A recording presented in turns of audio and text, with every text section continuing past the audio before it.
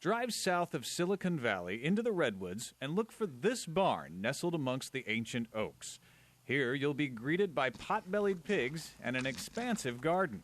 This is an heirloom tomato, and it's probably 3 pounds, 3.5 pounds. But don't let the rural charm fool you. This 90-year-old barn, actually called the Digibarn, holds one of the most complete collections of computer history in existence. And we got a tour. This black Mac is the Macintosh TV made for college dorm rooms. You could play music and remote control over to cable. They have Windows machines and Macs, of course, but they also have their grandparents, the Xerox Alto and the Altair. This is the chip that changed the world in the Altair computer, the Intel 8080 in the white ceramic. They even have a Cray supercomputer. I would have thought the manual would be bigger.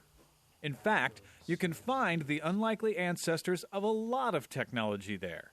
So it's not just a personal computer. It's a musical computer? It's a musical computer. It's probably the first one in the world. And it consists of an old Macintosh prototyping screen, an Apple II keyboard, floppy, and an interface to an external electronic keyboard, musical keyboard. And you could play there, record the notes, manipulate it with BASIC on the screen, and then play it back and store the music on floppy. So in some sense, this is the great ancestor of the iPod.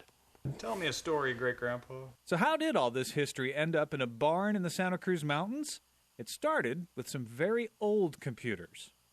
I was at a garage sale in 1987, and I saw one of these, and then I noticed on the date it said July 19th, 87, and I thought, well, that's not 1987, that's 1887.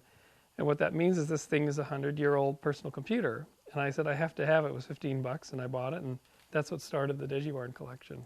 Then, during the dot-com bust, it really took off. Alan Lindell is a pioneering tech journalist who helped Bruce found the museum. Well, remember, Bruce, we went on that trip to Silicon Valley. It was weird just stuff after 9/11. That's right. Yeah, and we needed something to pick up our spirits.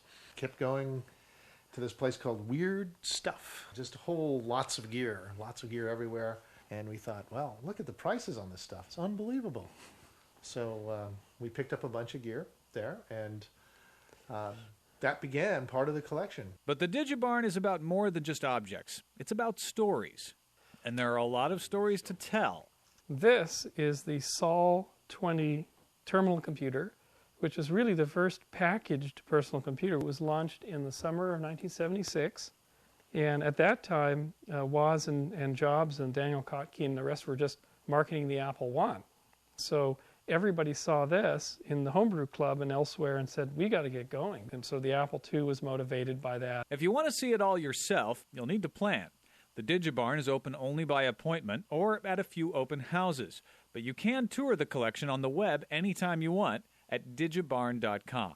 And if you have the resources, they're always looking for help.